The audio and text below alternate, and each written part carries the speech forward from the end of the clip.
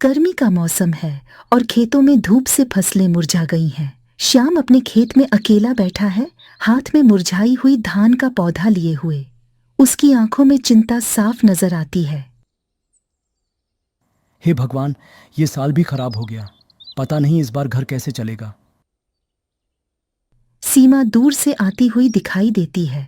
उसके चेहरे पर भी चिंता की लकीरें हैं। श्याम, तुम कब तक ऐसे ही बैठे रहोगे? घर में अनाज भी खत्म हो गया है, बच्चे भूखे हैं। सीमा, मैं क्या करूं? ये जमीन हमारी रोजी रोटी का एकमात्र सहारा है। अब अगर ये भी साथ छोड़ दे तो हम क्या करेंगे? तुम परेशान मत हो, कोई ना कोई रास्ता जरूर निकलेगा। रास्ता तो एक ही है, लाला से उधार लेना पड़ेगा। लेकिन उसके कर्ज के जाल में फंसना आसान नहीं है। गांव का साहूकार लाला अपने बड़े से घर के बाहर बैठा है और कुछ लोग उससे पैसे उधार लेने के लिए खड़े हैं। श्याम वहां पहुंचता है। लाला मुस्कुराते हुए, आओ श्याम, आज फिर उधार चाहिए? तुम्हारे जैसे किसानों के लिए तो यही दिन बचा है। लाला जी, इस बार फसल अच्छी नहीं हुई। घर में कुछ भी नहीं बचा है। अगर आप थोड़ा उधार दे देते तो घर का खर्चा चल जाता। उधार तो मिल जाएगा श्याम, लेकिन इस बार ब्याज दर थोड़ा ज्यादा होगी। आखिर जोखिम भी तो है।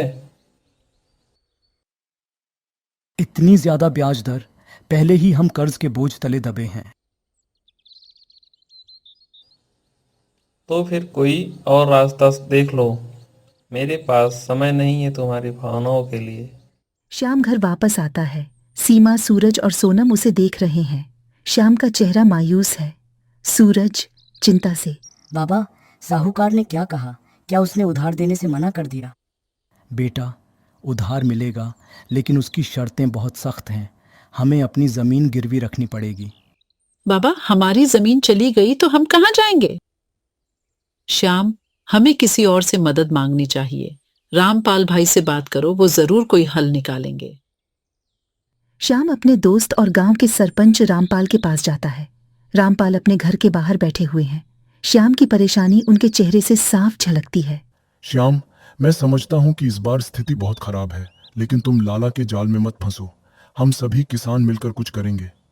रामपाल भाई, हमें तुरंत कुछ पैसे चाहिए। घर का खर्चा भी नहीं चल पा रहा है।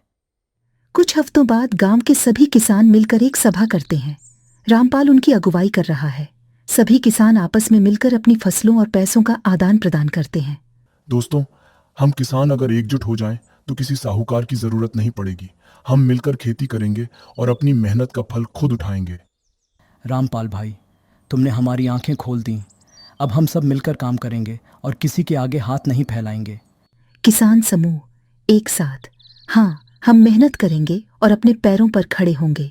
सभा समाप्त होती है और सभी किसान अपने अपने खेतों में काम कर रहे हैं और आसमान में बादल छाए हुए हैं।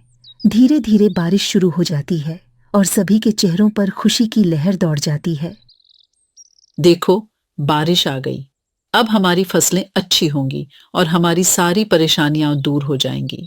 हाँ, अब नई सुबह की शुरुआत होगी। हम मेहनत करेंगे और अपनी ज़मीन को फिर से हरा भरा करेंगे।